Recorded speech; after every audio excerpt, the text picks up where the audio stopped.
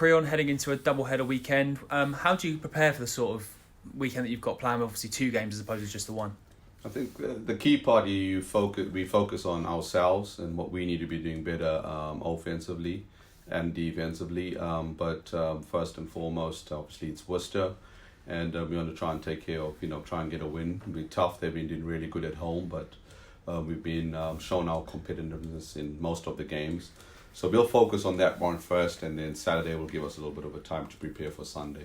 And obviously Worcester have some familiar faces, of course, Jordan Williams being the main one, but also they have England GB internationals such as Kofi Josephs. I mean, how do you prepare for those sort of different offensive threats? It's never going to be easy. As you mentioned, obviously Jordan, spent a lot of time with us. I spent a lot of time with Jordan in the summer also working out. And then, my story also goes a little further back with Kofi, as it took him to play AAU basketball in America. So I've known Kofi for a long time. Both outstanding players. But I think Matt Newby's put together a pretty good team. The 2 Americans that have got guards, Hughes and Cortez, have been pretty good for them. Point guard's been absolutely awesome. And then obviously, I'm not too sure if the new signing will be in here in time for the game, but he's almost of NBA quality. So, I'll applaud them for being as good as they are, but our focus will be on us and us trying to execute and learn to get a good 40-minute performance out of ourselves. And of course, looking at your own team going into the game, Worcester are a team that like to get up and down the floor. Is that something you've kind of encouraged heading into this? Yeah, I think controlling tempo always becomes very, very important. For us, it's about the start.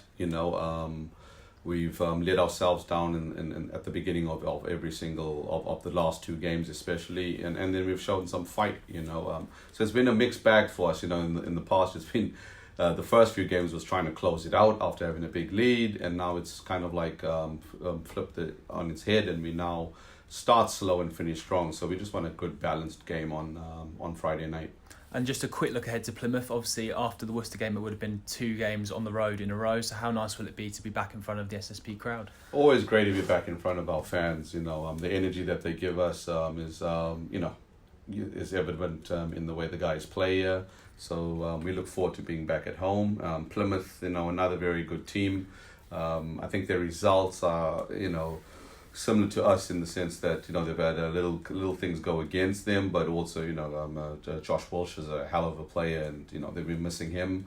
So you don't ever want to see a player injured, but I'd rather face a Plymouth without Josh Walsh than a Plymouth with him. But we've got to play against the best, and hopefully they have their full team, and we would have taken care of business on Friday, which will make Sunday count even more.